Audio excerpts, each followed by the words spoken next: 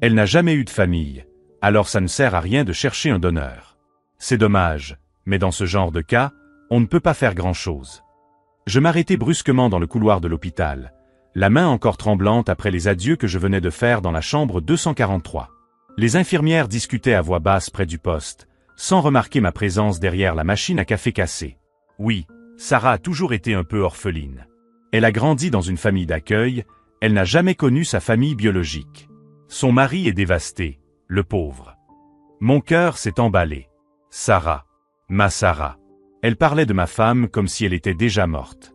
Je m'appelle John Mitchell, j'ai 32 ans, et il y a 5 minutes, je viens de dire adieu à la femme que j'aime, pensant que c'était pour toujours. Sarah est en phase terminale d'anémie aplasique sévère, et sans greffe de moelle osseuse, les médecins ont dit qu'il ne lui restait plus que 2 semaines à vivre. Mais quelque chose dans la conversation de ces infirmières m'a profondément troublé. Sarah m'a toujours dit qu'elle n'avait pas de famille. Elle a grandi dans des foyers d'accueil depuis qu'elle était bébé et n'a jamais connu ses parents biologiques. C'est pourquoi, lorsque le diagnostic est tombé, nous savions déjà que les chances de trouver un donneur compatible étaient quasi inexistantes. Les personnes sans famille proche dépendent de la chance de trouver un étranger compatible dans le registre national. Une chance que Sarah n'aurait apparemment jamais eue. Je suis revenu 3 mois en arrière, quand tout a commencé. Sarah avait commencé à être trop fatiguée pour nos promenades matinales. Puis sont apparues des taches violettes inexplicables, un essoufflement, une pâleur qui mentait chaque nuit quand je la regardais dormir. Le diagnostic a été un coup de poing dans le ventre, anémie aplasique sévère. Sa moelle osseuse avait tout simplement cessé de produire des cellules sanguines saines. Sans traitement, cela serait fatal. Avec une greffe, elle aurait 80% de chances de guérison complète. Le problème ? Nous avions besoin d'un donneur compatible. Les frères et sœurs étaient la meilleure option, puis les parents, les cousins. Des personnes du même sang. Sarah n'avait personne. Nous nous sommes inscrits sur la liste nationale des donneurs, mais les médecins ont été honnêtes. Cela pouvait prendre des mois, voire des années, pour trouver un donneur compatible. Sarah n'avait pas autant de temps. Pendant ces 3 mois, j'ai vu ma femme dépérir jour après jour. La femme qui construisait des meubles avec moi le week-end, qui riait trop fort au cinéma, qui faisait des crêpes en forme de cœur le samedi, s'est transformée en une version pâle et fragile d'elle-même. Hier, lorsque le docteur Peterson m'a appelé pour me parler, je savais déjà ce qu'il allait me dire. « John, nous devons nous préparer au pire. » Sarah ne réagit plus aux transfusions. Sans miracle, il ne lui reste que quelques jours à vivre. C'est alors que j'ai pris la décision la plus difficile de ma vie. Je suis entré dans sa chambre, j'ai pris sa main glacée et j'ai prononcé les mots que je n'aurais jamais pensé dire. « Je t'aime, Sarah. Et je t'aimerai toujours. Merci d'avoir été ma femme. » Elle a esquissé un faible sourire et a murmuré « Prends bien soin de notre jardin, John. Les roses auront besoin de toi. » Je suis sorti de cette chambre dévastée, certain que je ne lui parlerai plus jamais consciemment. C'est alors que j'ai entendu la conversation des infirmières. Et quelque chose clochait. Sarah a toujours été un peu orpheline. Toujours ? Comment ça ? Toujours ? Sarah avait 28 ans. Comment une infirmière pouvait-elle connaître toute sa vie ? Je me suis caché derrière la machine à café, forçant ma respiration à se calmer, et j'ai continué à écouter. Je me souviens quand elle est venue ici pour la première fois, encore adolescente. Elle devait avoir environ 15 ans. Toujours seule, personne de sa famille ne venait lui rendre visite. 15 ans ? Sarah ne m'avait jamais dit qu'elle avait déjà été dans cet hôpital. En fait, elle avait toujours dit qu'elle évitait les médecins, qu'elle avait peur des hôpitaux parce qu'elle n'avait pas eu de bonnes expériences dans son enfance. L'autre infirmière baissa encore plus la voix. Oui, et dire que sa famille ne sait même pas qu'elle existe. Toute cette confusion avec les dossiers d'adoption dans les années 90, c'était terrible. Tant d'enfants perdus dans le système. Une confusion avec les dossiers d'adoption ? Une famille qui ne sait pas qu'elle existe ? Je sentis mon monde tourner. Si vous aimez cette histoire, n'oubliez pas de vous abonner à la chaîne, car ce que j'ai découvert ensuite a tout changé. Car j'ai soudainement réalisé que Sarah n'était peut-être pas aussi orpheline que nous le pensions. Et si quelqu'un avait délibérément caché des informations sur sa famille ? S'il y avait des donneurs compatibles quelque part, mais que quelque chose ou quelqu'un les empêchait de la retrouver. Mon adieu à Sarah était peut-être prématuré. Et s'il y avait toute une famille qui la cherchait, sans savoir où la trouver ? Je ne pouvais pas quitter ce couloir. Je suis resté là, immobile, comme un fantôme, assimilant chaque mot que j'avais entendu. Une confusion avec les registres d'adoption dans les années 90. Une famille qui ignore l'existence de Sarah. Les infirmières étaient déjà parties, mais leurs paroles résonnaient dans ma tête comme un marteau. J'ai sorti mon téléphone et j'ai commencé à faire des recherches obsessionnelles, problème dossier adoption Tennessee années 90. Ce que j'ai trouvé m'a glacé le sang. Des dizaines d'articles sur des scandales dans le système d'adoption de l'État. Des enfants séparés de familles qui les recherchaient. Des dossiers modifiés, des documents mystérieusement perdus, des familles détruites par une bureaucratie corrompue. Et au centre de tout cela, un nom qui revenait sans cesse, Dr Margaret Hanley, ancienne directrice du département des services à l'enfance du comté de Davison entre 1988 et 2003. Mon cœur s'est emballé. Sarah est née en 1995. En plein milieu de la période où cette femme était aux commandes. Je me suis précipité dans l'hôpital, directement dans la chambre de Sarah. Elle dormait, reliée à des tubes et des machines, la peau si pâle qu'elle semblait transparente. Je me suis assise à côté du lit et j'ai pris sa main glacée. « Sarah » ai-je murmuré. « Je dois te demander quelque chose. » Elle a ouvert lentement les yeux et m'a fait ce sourire faible qui me brisait le cœur. « Tu te souviens de quelque chose à propos de ton adoption? Un détail? Un nom? » Sarah a froncé les sourcils, perplexe. « John, mon amour, tu sais que je n'ai pas ces informations. Tous les dossiers ont été détruits dans un incendie au bureau quand j'avais 5 ans. C'est ce qu'on m'a toujours dit. Un incendie. Des dossiers détruits. Comme c'était pratique. Et tu n'as jamais essayé de retrouver ta famille biologique? » « Bien sûr que j'ai essayé, » murmura-t-elle, les larmes commençant à couler. « Quand j'ai eu 18 ans, je suis allé au département des services à l'enfance. Une femme très sérieuse m'a reçu et m'a dit qu'il n'y avait absolument rien. Aucun dossier, aucun indice. Que mes parents biologiques étaient probablement des toxicomanes qui m'avaient abandonné et n'avaient jamais regardé en arrière. Vous vous souvenez du nom de cette femme? » Sarah ferma les yeux, se concentrant. C'était une docteure. Margaret quelque chose. Elle a été très dure avec moi. Elle m'a dit que je perdais mon temps à chercher des gens qui ne voulaient clairement pas de moi. Margaret. Docteur Margaret Hanley. Je sentis la colère bouillir dans ma poitrine. Cette femme avait menti à ma femme. Elle avait regardé une jeune fille de 18 ans dans les yeux et avait délibérément détruit tout espoir pour elle de retrouver sa famille. Sarah, je dois sortir quelques heures. Mais je te promets que je reviendrai. Où vas-tu? Régler quelque chose, répondis-je en embrassant son front. Fais-moi confiance. La maison du docteur Margaret Hanley se trouvait à Belmead, l'un des quartiers les plus chics de Nashville. Une imposante demeure avec des jardins parfaitement entretenus, des portails en fer forgé et une Mercedes noire dans le garage. 45 ans de service public avaient été très généreux avec elle. J'ai sonné, le cœur battant à tout rompre. Une femme d'environ 70 ans ouvrit la porte, bien habillée, les cheveux gris parfaitement coiffés, et avec un air de supériorité que l'on pouvait sentir à des kilomètres. « Puis-je vous aider ?» demanda-t-elle en me regardant de haut en bas avec dédain. « Docteur Hanley? Je m'appelle John Mitchell. Ma femme est Sarah Carter, anciennement Sarah du système d'adoption du comté. Vous vous souvenez d'elle? » Le visage de la femme changea instantanément. Pendant une fraction de seconde, je vis la panique dans ses yeux. Puis elle remit son masque d'indifférence. Je ne me souviens pas de tous les enfants qui sont passés par le système, jeune homme. Il y en a eu des milliers au fil des ans. Vous vous souvenez de Sarah, insistai-je. Elle est venue chercher des informations sur sa famille biologique quand elle a eu 18 ans. Vous lui avez dit qu'il n'y avait pas de dossier. Margaret plissa les yeux. Si j'ai dit qu'il n'y avait pas de dossier, c'est qu'il n'y en avait pas. Maintenant, si vous voulez bien m'excuser. Elle commença à fermer la porte, mais je la bloquai avec mon pied. Ma femme est mourante. Docteur Hanley. Elle a besoin d'une greffe de moelle osseuse. Elle doit retrouver sa famille. Et je crois que vous savez exactement où se trouve cette famille. Margaret rit. Un rire froid, cruel. Même si je le savais, qu'est-ce qui vous fait croire que je vous aiderais?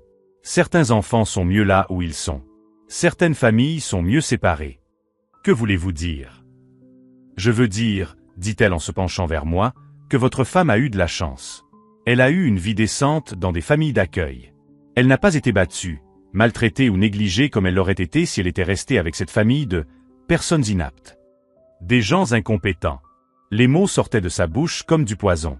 Vous avez délibérément séparé Sarah de sa famille biologique. J'ai sauvé une enfant d'une vie de misère, répondit Margaret froidement. Les parents étaient trop jeunes, trop pauvres, incompétents pour élever correctement un enfant. La petite fille avait une meilleure chance dans le système. Mais elle avait le droit de savoir. Elle avait le droit de choisir.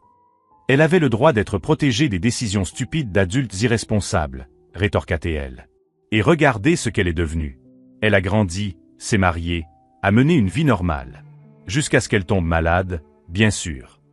La désinvolture avec laquelle elle mentionna la maladie de Sarah me fit voir rouge. Vous savez que ma femme pourrait mourir à cause de ce que vous avez fait? Ce n'est pas moi qui lui ai transmis cette maladie, jeune homme. C'est la vie. Certains ont de la chance, d'autres non. Margaret haussa les épaules avec une indifférence qui me rendit malade. Maintenant, sortez de ma propriété avant que j'appelle la police. La porte claqua dans mon visage dans un dernier bruit sourd. Je suis resté là, tremblant de rage. Cette femme avait littéralement joué avec la vie de ma femme. Elle avait arbitrairement décidé que Sarah serait mieux sans sa famille biologique, la condamnant à une vie de solitude, et maintenant, peut-être à la mort. Je suis retourné à ma voiture et je suis resté assis là pendant 20 minutes, essayant de comprendre ce qui venait de se passer. Margaret Hanley savait. Elle savait où se trouvait la famille de Sarah, mais elle refusait de parler par pur préjugé et arrogance. J'ai pensé à ma femme allongée dans ce lit d'hôpital, dépérissant parce que nous ne pouvions pas trouver de donneur compatible. J'ai pensé à toutes ces années qu'elle avait passées à se sentir complètement seule au monde, sans savoir qu'elle avait peut-être des parents, des frères et sœurs, des cousins quelque part qui la cherchaient. Tout cela à cause d'une femme qui avait décidé qu'elle savait ce qui était le mieux pour tout le monde. J'ai pris mon téléphone et j'ai commencé à rechercher tout ce que je pouvais sur Margaret Hanley. Sa carrière, sa réputation, sa vie personnelle. Si elle voulait jouer à ce jeu, je jouerais aussi. Mais d'abord, je devais retrouver la famille de Sarah. Et si Margaret ne voulait pas m'aider de son plein gré, je trouverais d'autres moyens. Car ma femme n'allait pas mourir à cause de l'arrogance et des préjugés d'une bureaucrate corrompue. Si Margaret Hanley pensait pouvoir continuer à contrôler la vie de Sarah après toutes ces années, elle allait découvrir à quel point elle se trompait. La véritable bataille ne faisait que commencer. Quand je suis retourné à l'hôpital, Sarah allait plus mal. Beaucoup plus mal. Les machines autour de son lit émettaient des bips plus fréquents, et une nouvelle infirmière vérifiait ses signes vitaux toutes les 15 minutes. Sa peau était d'une pâleur grisâtre qui me retournait l'estomac. « Où étais-tu » murmura-t-elle en me voyant, sa voix si faible que je dus me pencher pour l'entendre. « Je réglais quelque chose d'important » répondis-je en prenant sa main glacée. « Sarah, je dois te dire quelque chose. » Je lui ai tout raconté. La conversation des infirmières, Margaret Hanley, comment notre recherche de sa famille avait été sabotée depuis le début. Sarah m'a écouté en silence, les larmes coulant sur son visage émacié. « Alors, j'ai peut-être une famille, » murmura-t-elle. « Je suis sûr que oui. Et je vais les retrouver. » Cette nuit-là, Sarah a fait une crise. Son corps a complètement rejeté la dernière transfusion, et les médecins ont dû la mettre sous sédatif pour stabiliser ses signes vitaux. Le docteur Peterson m'a emmené dans le couloir. « John, nous devons être réalistes. Sarah a au plus une semaine à vivre, peut-être moins. Si vous avez un espoir de trouver un donneur. » « C'est exactement ce que je fais, » l'interrompis-je. Je passais toute la nuit sur l'ordinateur de la salle d'attente, recherchant tout ce que je pouvais trouver sur Margaret Hanley et le scandale des dossiers d'adoption. Ce que je découvris me mit dans une rage folle. Margaret n'avait pas agi seule. Elle faisait partie d'un système qui séparait les enfants de familles jugées inaptes, un code pour désigner les familles pauvres, jeunes ou issues de minorités. Des dizaines de procès, des centaines de familles détruites, des milliers d'enfants qui ont grandi en pensant qu'ils n'avaient personne au monde. Et tous ces enfants avaient quelque chose en commun. Leur famille biologique n'avait jamais cessé de les rechercher. Le lendemain matin, j'ai appelé le cabinet d'avocats qui avait représenté plusieurs familles contre Margaret Hanley.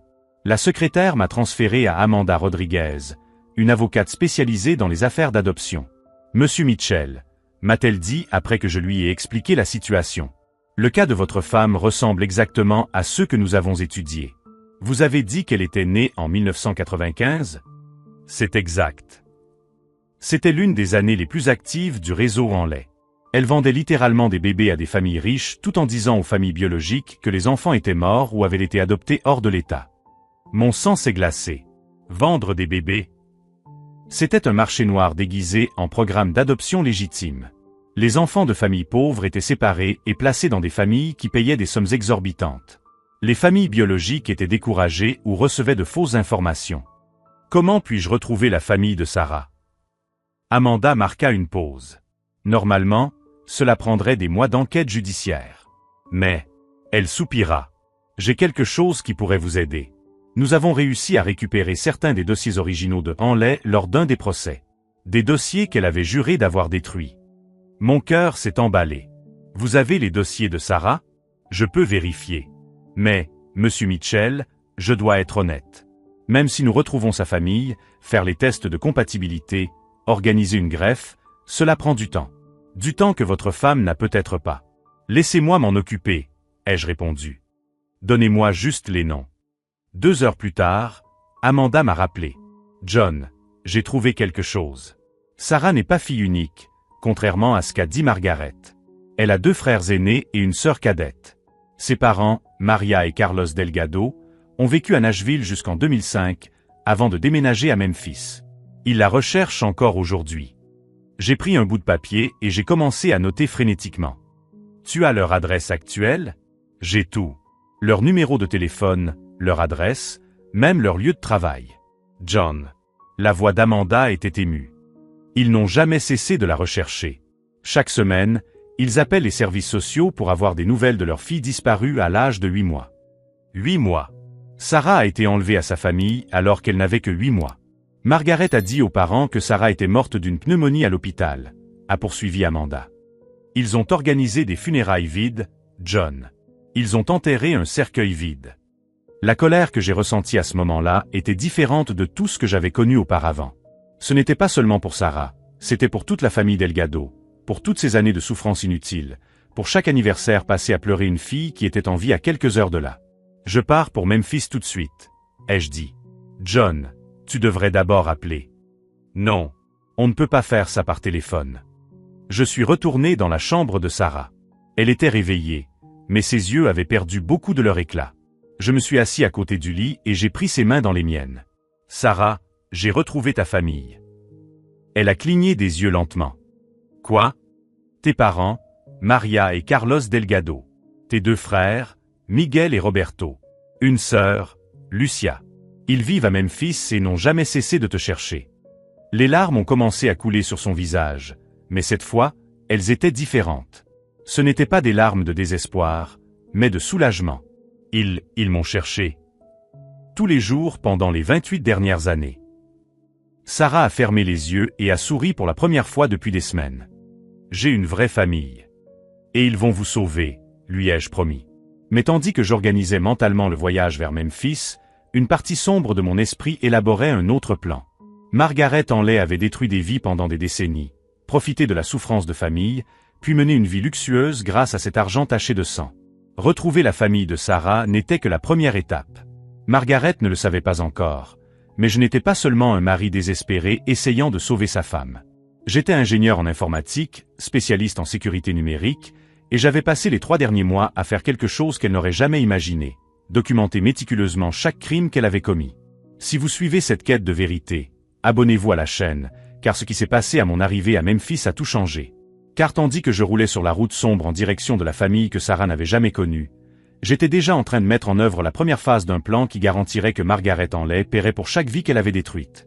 La différence, c'est que cette fois, elle ne pourrait pas se cacher derrière la bureaucratie et des dossiers falsifiés.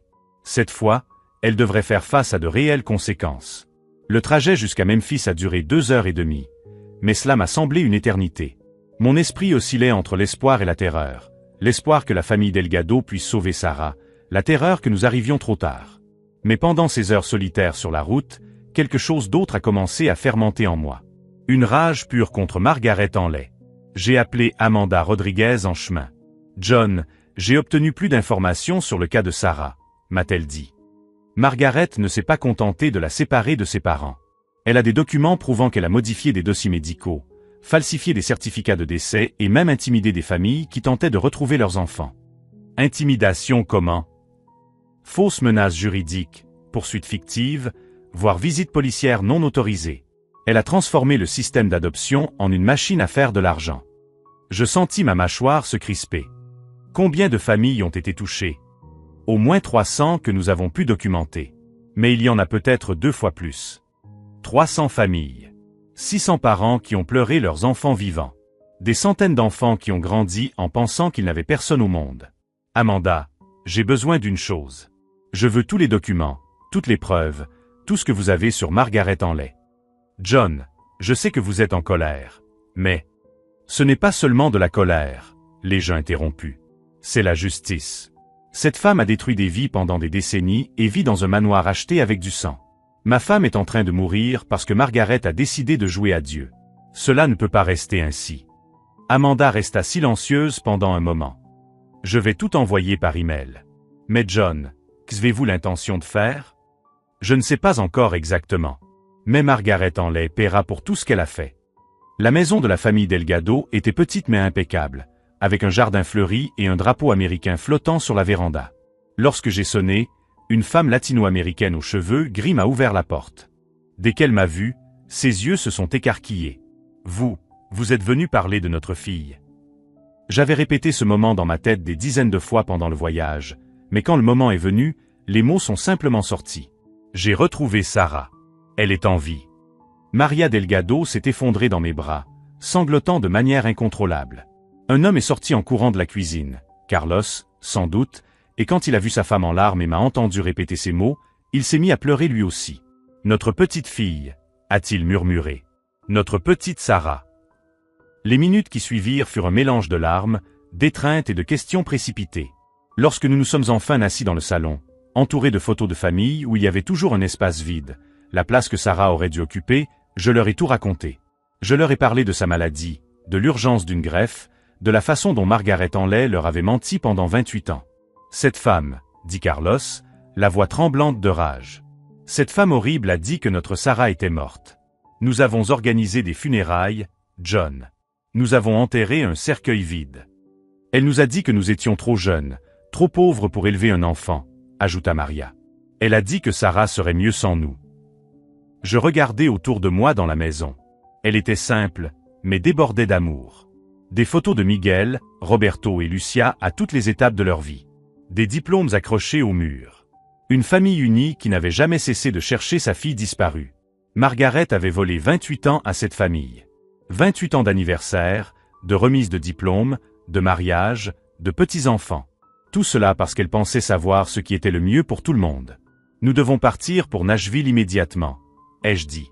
Sarah n'a plus beaucoup de temps. En 3 heures, toute la famille Delgado était à l'hôpital. Le moment où Sarah a vu ses parents pour la première fois consciente était indescriptible. Maria tenait le visage de sa fille entre ses mains tremblantes, murmurant « Minina, mi peknanina, ma petite fille », à plusieurs reprises. Carlos pleurait silencieusement en tenant la main de Sarah, et ses frères et sœurs, Miguel, Roberto et Lucia, se tenaient autour du lit, la touchant tous doucement, comme s'ils avaient besoin de confirmer qu'elle était bien réelle. « Vous n'avez jamais cessé de me chercher », murmura Sarah. « Jamais, » répondit Miguel. « Nous n'avons jamais abandonné. Nous savions que tu étais quelque part. » Les tests de compatibilité ont été effectués immédiatement. Roberto, le frère aîné, était parfaitement compatible. « Quand pouvons-nous opérer ?» a-t-il demandé au docteur Peterson. « Demain matin, si vous êtes prêt. »« Je suis prêt depuis 28 ans, » a répondu Roberto. Ce soir-là, tandis que la famille Delgado se relayait au chevet de Sarah, je me suis connecté à Internet depuis l'hôpital et j'ai commencé à travailler sur ce qui allait devenir le projet le plus important de ma vie. Margaret Henley avait détruit des centaines de familles, tiré profit de la souffrance humaine, puis pris sa retraite dans un manoir acheté avec de l'argent taché de sang. Mais elle avait commis une erreur cruciale. Elle s'était attaquée à la mauvaise famille. En tant qu'ingénieur logiciel spécialisé dans la sécurité numérique, j'avais des compétences que Margaret n'aurait jamais imaginées. J'ai passé la nuit à créer un site web détaillé documentant chacun de ses crimes, chacune des familles détruites, chacune des vies ruinées. Mais ce n'était que le début. Grâce aux documents qu'Amanda m'a envoyés, j'ai découvert que Margaret continuait à exercer des activités de conseil privé en matière d'adoption. Elle continuait à tirer profit de la séparation des familles, à jouer à Dieu avec des vies innocentes. Et j'ai découvert autre chose. Elle avait menti sur ses impôts pendant des décennies, cachant des millions dans des comptes offshore. Si vous suivez cette histoire d'une famille réunie et de justice rendue, abonnez-vous à la chaîne, car ce que j'ai prévu pour Margaret Henley va bien au-delà de toute vengeance qu'elle pourrait imaginer. Le lendemain matin, alors que Roberto entrait dans la salle d'opération pour sauver la vie de sa sœur, je mettais la touche finale à un plan qui garantirait que Margaret Henley ne ferait plus jamais de mal à personne. Elle avait passé des décennies à se cacher derrière la bureaucratie et la corruption institutionnelle. Mais elle allait maintenant être confrontée à quelque chose contre lequel elle n'avait aucune défense. La vérité tout entière, exposée au monde entier, avec des preuves irréfutables de chaque crime qu'elle avait commis. Margaret Hanley était sur le point de découvrir ce qui arrive quand on s'en prend à la mauvaise famille. Et cette fois, elle n'aurait nulle part où se cacher. L'opération de Roberto a commencé à 6 heures du matin. Pendant que mon beau-frère sauvait la vie de ma femme au bloc opératoire, j'étais dans la salle d'attente, mettant en œuvre la phase finale de mon plan contre Margaret Hanley. À 7h45, j'ai publié le site web. La vérité sur Margaret Hanley, 25 ans de famille détruite, a été mis en ligne avec une documentation complète sur 317 cas de séparation illégale de famille, des preuves de corruption, de falsification de documents et de fraude fiscale à grande échelle. Mais ce n'était que le début. À 8 heures, j'ai envoyé des copies de tous les documents au Nashville Sen, au Tennessean, à 3 chaînes de télévision locales et au FBI. Simultanément, j'ai envoyé des emails personnalisés à chacune des familles touchées que j'ai pu retrouver, leur expliquant exactement ce qui était arrivé à leurs enfants. À 8h15, mon téléphone a sonné. Qui êtes-vous et que voulez-vous? La voix de Margaret était méconnaissable tant elle était remplie de rage. Je suis John Mitchell, le mari de Sarah que vous avez condamné à mort. Vous n'avez aucune idée de ce que vous venez de faire, petit. Je vais vous poursuivre pour diffamation, calomnie, atteinte à la vie privée. Avec quel argent? L'interrompis-je calmement. Parce qu'à 8 heures ce matin, l'Internal Revenue Service a reçu la documentation complète de vos comptes offshore aux îles Caïmans. 23 millions de dollars non déclarés sur une période de 15 ans. Silence à l'autre bout du fil. Impossible. Ces comptes sont secrets? Ils l'étaient. Jusqu'à ce que je pirate les emails de votre cabinet de conseil. Vous pensiez vraiment pouvoir continuer à vendre des bébés en 2024 en utilisant les mêmes méthodes que dans les années 90? J'entendis sa respiration s'accélérer. Vous ne pouvez rien prouver. Margaret, pendant que nous parlons, l'émission investigative Report de Channel 5 diffuse un reportage spécial sur vous. Vous voulez savoir ce que j'ai découvert d'autre? Je n'attendis pas sa réponse. J'ai découvert que vous n'avez jamais arrêté. Votre cabinet de conseil, Bright Future Adoption Service, a séparé 42 familles au cours des 5 dernières années. Des familles latino-américaines et noires dont les enfants ont été relogés dans des familles blanches riches qui ont payé entre 50 et 80 000 dollars par enfant. C'est ridicule. Jennifer Martinez, 2 ans, séparée de ses parents en 2020. Carlos Reeves, 3 ans, enlevé à sa grand-mère en 2021. Je continue? À la première pointe de panique dans sa voix, j'ai su que j'avais touché juste. Que voulez-vous? A-t-elle murmuré. Justice. J'ai raccroché et reporté mon attention sur la salle d'opération, où la lumière rouge s'était enfin éteinte. Le docteur Peterson est sorti avec un sourire fatigué. L'opération s'est parfaitement déroulée. Roberto est un donneur exceptionnel et Sarah a mieux réagi que prévu. Pour la première fois depuis des mois, j'ai pu respirer profondément.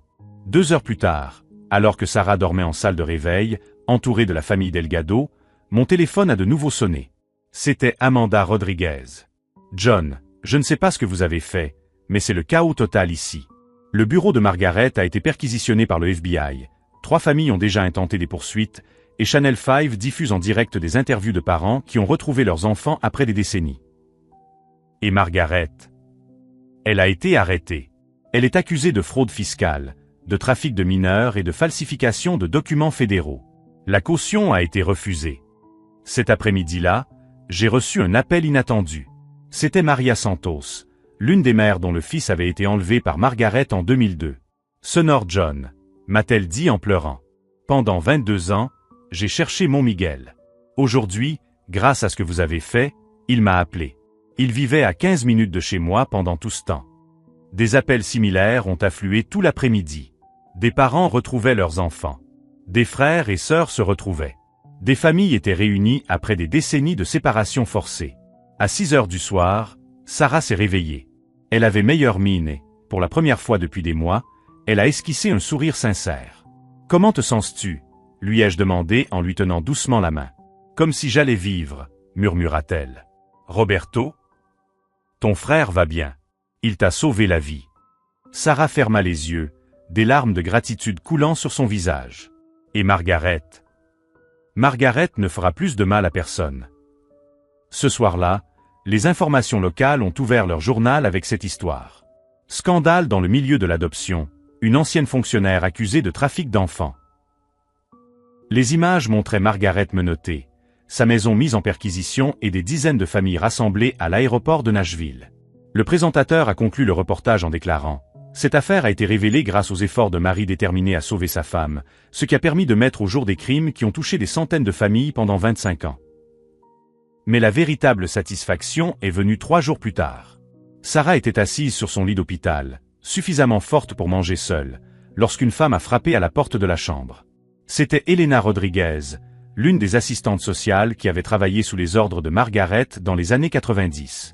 « J'ai toujours su que quelque chose n'allait pas », a-t-elle déclaré, les larmes aux yeux. « Mais j'étais jeune, j'avais peur de perdre mon emploi. Quand j'ai vu les informations sur ce que vous avez fait, je devais vous dire merci. » Elle s'est adressée à Sarah. « Votre courage pour rechercher votre famille a rendu justice à des centaines de personnes. Vous avez sauvé beaucoup plus de vies que vous ne le pensez. » Sarah m'a serré la main. « Nous les avons sauvés », a-t-elle corrigé. « Nous l'avons fait ensemble. » Quand Elena est partie, Sarah m'a regardé avec une expression que je n'avais jamais vue auparavant. Ce n'était pas seulement de l'amour ou de la gratitude. C'était de la fierté. Margaret pensait qu'elle pouvait décider qui méritait d'avoir une famille, a dit Sarah doucement. Elle pensait que des gens comme mes parents n'étaient pas assez bien pour m'élever. Et maintenant?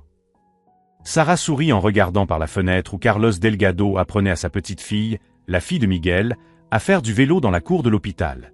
Maintenant, elle est dans une cellule en train de découvrir ce qui arrive quand on s'en prend à la mauvaise famille. Le plan avait fonctionné à la perfection. Margaret Henley avait non seulement perdu sa liberté, sa fortune et sa réputation. Elle était devenue le catalyseur involontaire de la plus grande réunification familiale de l'histoire du Tennessee. Et Sarah? Sarah avait gagné non seulement une seconde chance dans la vie, mais aussi une famille qui l'aimait inconditionnellement depuis le premier instant où elle l'avait vue. Margaret avait essayé de jouer à Dieu avec nos vies. Mais elle avait découvert que certains jeux ont des conséquences qui durent toute une vie.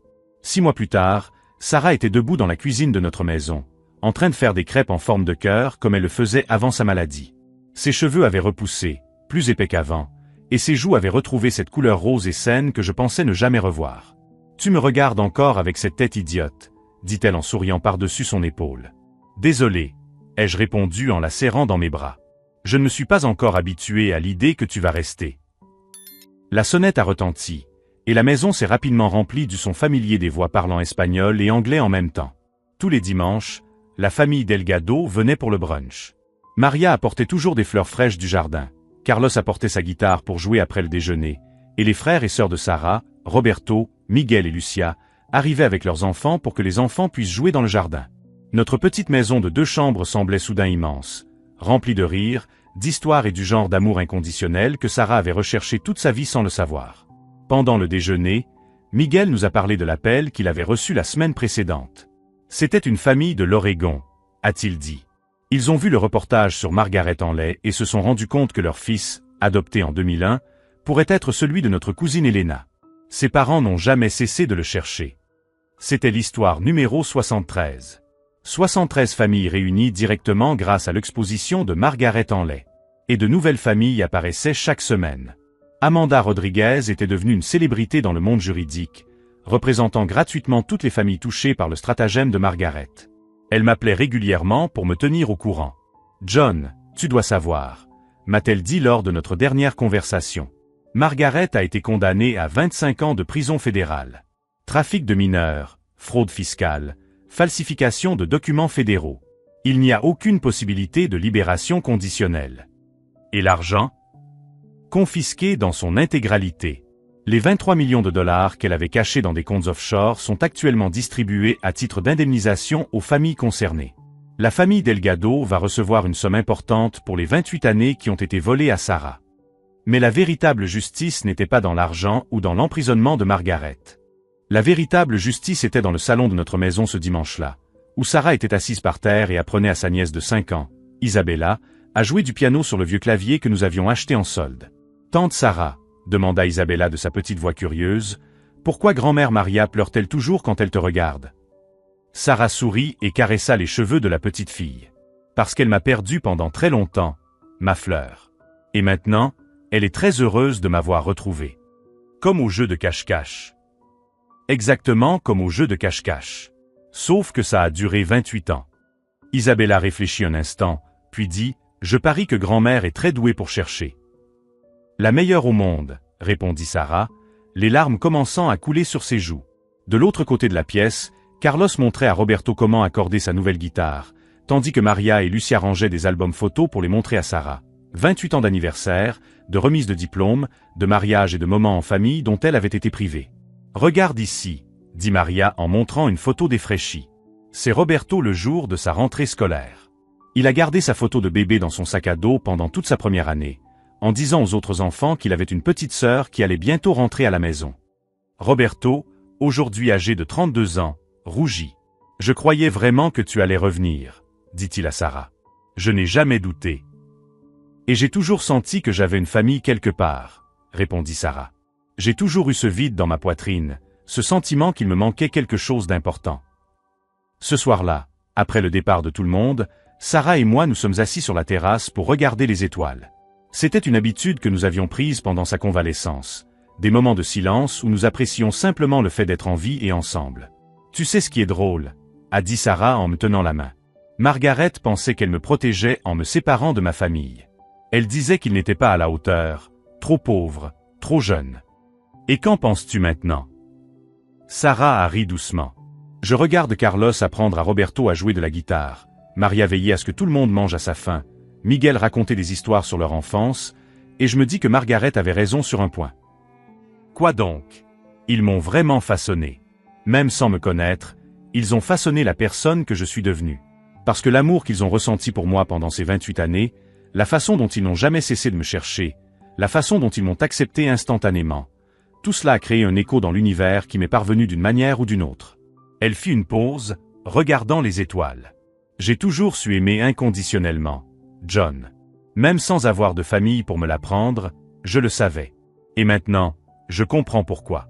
Parce qu'il m'aimait à distance depuis tout ce temps. 3 mois plus tard, j'ai reçu un appel inattendu. C'était Elena Rodriguez, l'ancienne assistante sociale qui avait travaillé sous les ordres de Margaret Henley. « John, tu dois savoir quelque chose », m'a-t-elle dit. Margaret a demandé à me parler à la prison. Que voulait-elle? Elle m'a demandé de te transmettre un message. Elle a dit qu'elle avait enfin compris ce qu'elle avait fait de mal. Pas seulement à Sarah, mais à toutes les familles. Je suis resté silencieux, essayant d'assimiler tout cela. Elle a dit qu'elle avait passé toute sa vie à penser qu'elle savait ce qui était le mieux pour tout le monde, mais qu'en prison, entourée de femmes qui avaient elles aussi été séparées de leurs enfants par des circonstances indépendantes de leur volonté, elle avait enfin compris ce que signifiait vraiment la famille. Et qu'est-ce que ça signifie?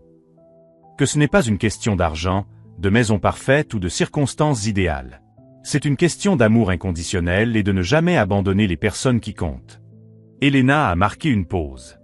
Elle a dit que si elle pouvait remonter le temps, elle réunirait toutes les familles immédiatement. Et que vous avez sauvé beaucoup plus de vies que vous ne le pensez.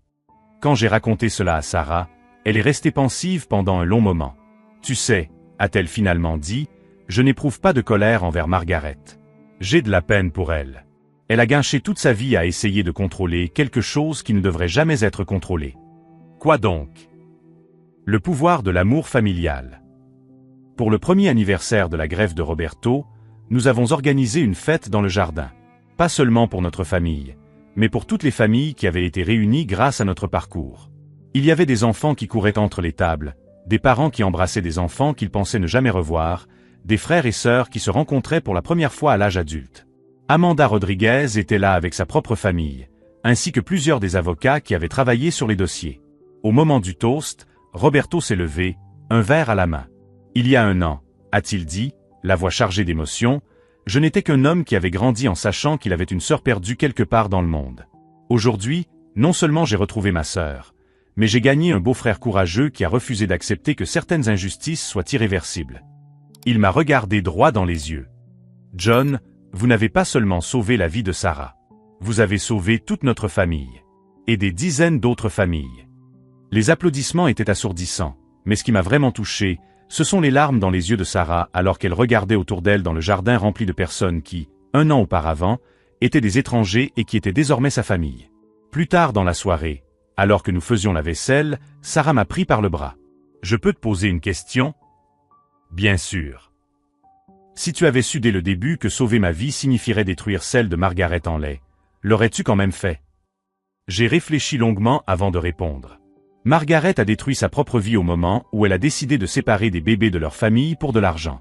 Je n'ai fait que rendre les conséquences visibles. Sarah acquiesça. C'est aussi ce que je pense. Parfois, la justice est lente, mais elle finit toujours par arriver. Aujourd'hui, 2 ans plus tard, Sarah travaille comme conseillère pour les familles touchées par des adoptions problématiques. Roberto a créé une fondation qui aide à réunir les familles séparées par le système. Et moi, j'ai repris mon travail d'ingénieur logiciel, mais je consacre désormais tout mon temps libre à un projet spécial. Une base de données nationale qui aide les familles à se retrouver plus rapidement. Margaret Hanley purge sa peine dans une prison fédérale au Texas. J'ai entendu dire qu'elle travaille à la bibliothèque de la prison, où elle aide d'autres détenus à écrire des lettres à leur famille. Je ne sais pas si cela représente un véritable changement de cœur ou simplement une tentative de gagner des points en vue d'une éventuelle réduction de peine. Mais je choisis de croire que les gens peuvent changer, même après avoir causé tant de tort. La dernière fois que j'ai visité la tombe imaginaire que Maria et Carlos ont construite pour Sarah, aujourd'hui transformée en jardin commémoratif pour tous les enfants perdus dans le système, j'ai trouvé des fleurs fraîches et un mot. À tous les enfants qui ont été séparés de leur famille, vous n'avez pas été oubliés. Vous êtes aimés.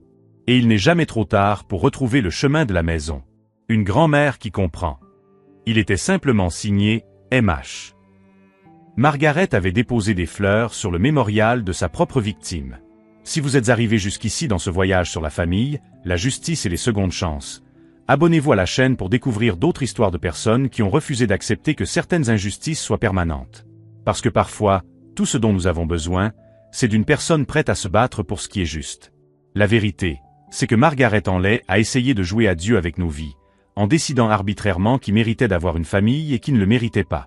Elle pensait pouvoir réécrire l'histoire de centaines de familles en se basant sur ses propres préjugés et sa cupidité. Mais il y a quelque chose dans l'amour familial qui transcende tout système, toute bureaucratie, toute personne qui tente de s'interposer entre des parents et leurs enfants. L'amour trouve toujours un moyen. Il trouve toujours un moyen. Et au final, tandis que Margaret compte les jours dans une cellule froide, Sarah se réveille chaque matin dans une maison remplie de rires, de câlins et du genre d'amour inconditionnel que certaines personnes passent leur vie à chercher. Elle n'a pas eu besoin de chercher plus loin. Parce que sa famille n'a jamais cessé de la chercher. Et moi? Eh bien, j'ai appris que parfois, la vengeance la plus douce n'est pas de détruire son ennemi, mais de construire quelque chose d'aussi beau et durable que toutes les tentatives de destruction deviennent insignifiantes. Margaret a essayé de nous briser. Au lieu de cela, elle nous a rendus incassables.